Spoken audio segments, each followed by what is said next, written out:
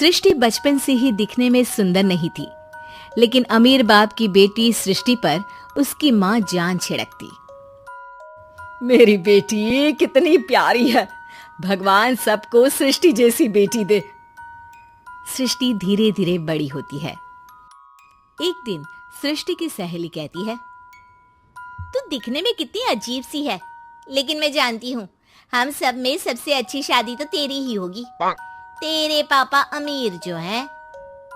और बता नहीं सकते यार, दहेज तो हर कोई देता है, ये क्या ज्यादा ले जाएगी अपने पति के लिए? अरे बड़े शहर में कोठी है इसके पापा की। अरे पापा की है ना, कौन सी इसकी है? इसकी होती तब तो कोई भी लड़का इससे शादी कर लेता। अरे पापा की मतलब पापा की है तो मेरी ही है ना? किसने कहा? अब तेरी तो तब होगी ना जब तेरा भाई ना हो। वैसे भी शादी के बाद सारी प्रॉपर्टी भाई के नाम होती है। सृष्टि समझ जाती है कि उसे किसी भी हालत में माँ बाप की सारी प्रॉपर्टी को अपने नाम करना है, लेकिन कैसे?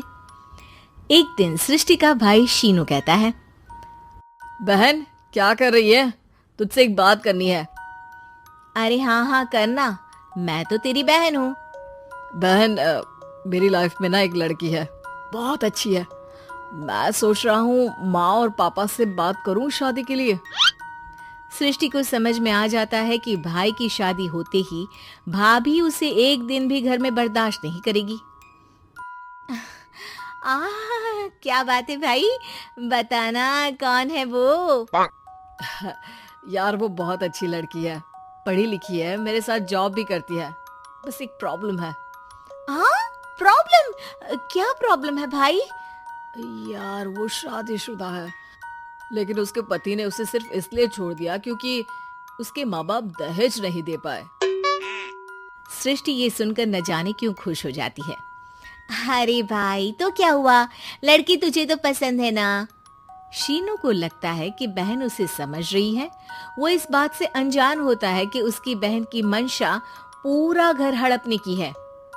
सृष्टि अपनी माँ से कहती है, मम्मी मुझे तो बहुत चिंता है, पता है शीनू क्या कर रहा है? अरे क्या कर रहा है? वो तो काम पर जाता है और वापस घर आता है। नहीं ना माँ, वो यही तो नहीं कर रहा, बाकी सब कर रहा है। आपको पता है उससे प्यार है, और वो भी एक शादीशुदा लड़की से। ये क्या हो गया? मैं सोसाइटी में क्या मुंह दिखाऊंगी? अरे तेरे पापा तो यही कहेंगे कि मैंने ही उसे बिगाड़ दिया है। माँ देखो, मेरी बात मानो, पापा पर भी विश्वास करने की जरूरत नहीं है। अब आप ही बताओ, पापा इतनी देर घर के बाहर रहते हैं क्यों? बोलो। अरे बेटा वो तो नौकरी करते हैं ना। तू बहुत भोली है माँ, पापा का ऑफिस तो 7 बजे खत्म हो जाता है, लेकिन देखो कितनी देर से आते हैं। अरे नहीं बेटा, ऐसी कोई बात नहीं है। सृष्टि माँ को एक औरत से बात करते पिता की फोटो दिखाती है। देखो माँ कैसे हैं पापा, मैं ना कहती थी कि पापा सही नहीं है। मैं तेरे पापा से बात करूंगी, दे फोटो मुझे।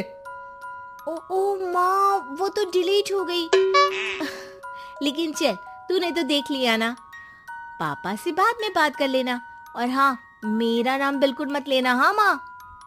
अब क्या था, सृष्टि के माँ और पिता के बीच झगड़ा होना शुरू हो जाता है। सृष्टि के मन में क्या चल रहा था कोई नहीं जानता था। एक दिन, माँ सृष्टि के लिए एक लड़का देखा है, वो लोग शाम को उसे देखने आने वाले हैं। और हाँ माँ, एक खुशखबरी, मैं और पापा मिलकर एक नया बिजनेस ट्राई कर रहे हैं। शाम को लड़का आता है, सांवले रंग का। सृष्टि को तो बिल्कुल भी पसंद नहीं आता। लड़की की माँ कहती है, लड़की का चेहरा तो कोई खास नहीं, लेकिन अगर मेरे बेटे को आप लोग सेटल कर दें तो मैं उसकी शादी आपकी बेटी से करवा दूं। सृष्टि को लड़का बिल्कुल पसंद नहीं था। उसे भाई पर गुस्सा आ जाता है। लड़के वालों के जाने के बाद कहती है, माँ देखा शीनू मेरे लिए कैसा लड़का लेकर आया, न दिखाने लायक न सुनने लायक, सेटल भी नहीं, वो भी हम करे। अरे माँ, मैं जानती हूँ ये मेरी शादी किसी भी घर में क्यों करवाना चाहता है। अरे कैसी बात कर रही है बहन, तूने तो देखा ना, लड़के को मैंने ही मना कर दिया तुझसे शादी के लिए। जिसने लड़का बताया था उसने उसकी बहुत तारीफ की थी। बात आई गई हो जाती है, लेकिन सृष्टि का मन शांत नहीं होता। क्या करूँ, कुछ समझ में नहीं आ रहा। मेरी शादी हो गई तो ये लोग पूरी प्रॉपर्टी शीनू के नाम कर देंगे, मेरे हाथ तो कुछ लगेगा ही नहीं। तभी सृष्टि को आइडिया आता है। वो किसी वकील को फोन करती है। जी देखिए, अगर आपके मम्मी पापा का तलाक हो जाता है तो आपके पिता की आधी प्रॉपर्टी आपकी माँ के नाम हो जाएगी, फिर उसे वो किसी को भी दे सकती है। सृष्टि अब माँ को बेटे के खिलाफ भरती है। माँ, शीनू पर नजर रखा करो, वो जिस लड़की के प्यार में है ना वो शादीशुदा है। यहाँ आएगी, सारा पैसा, रुपया, जमीन, जायदाद सब हड़प लेगी। पापा का भी हाल तुमसे छुपा नहीं है। ऐसा ना हो कि मैं और आप एक दिन सड़क पर भीख मांगे। हे भगवान, मैं तो जीते जी मर जाऊंगी अगर ऐसा हो गया तो। ऐसा हो गया नहीं माँ, ऐसा ही होगा। अभी समय है, आगे का सोच लो। मैं तो कहती हूँ पापा से आधी प्रॉपर्टी लेकर अलग हो जाओ। पापा की आधी प्रॉपर्टी भी हम लोगों को अगर मिल जाती है ना तो अगले 7 जन्म सफल समझो। बेचारी माँ बेटी के कहने पर पति से तलाक लेकर अलग हो जाती है। सृष्टि अब पैसों से गाड़ी और अपने दूसरे महंगे शौक पूरे करने लगी। उसके दोस्त भी उसके पैसे इस्तेमाल करते। सृष्टि, कल तुम कहाँ थी? मैं सारा दिन घर पर अकेली थी। तो मैं क्या करूं? मैंने ठेका तो नहीं लिया है ना तुम्हें संभालने का। माँ को सृष्टि से ये उम्मीद नहीं थी। वो बैठकर रोने लगती है। वहीं उसका पति यानी कि सृष्टि के पिता आ जाते हैं। मैं जानता था कि तुम्हारा यही हाल होगा, तो आपने मुझे रोका क्यों नहीं? मैं रोकता तो तुम रुकती क्या? सृष्टि के कहने पर तुमने मुझ पर, अपने बेटे पर शक किया, लेकिन तुम ये भूल गई कि कैसे हम दोनों ने मिलकर जीवन में इतना सब खड़ा किया। माँ पति के गले लग जाती है। मुझे माफ कर दीजिए, मैंने आपकी कमाई का एक बड़ा हिस्सा गवा दिया। कोई बात नहीं, तुम साथ हो तो मैं ऐसी 7 प्रॉपर्टी खड़ी कर दूंगा। तभी वहां सृष्टि आ जाती है रोते हुए। माँ, मयंक ने मुझे छोड़ दिया।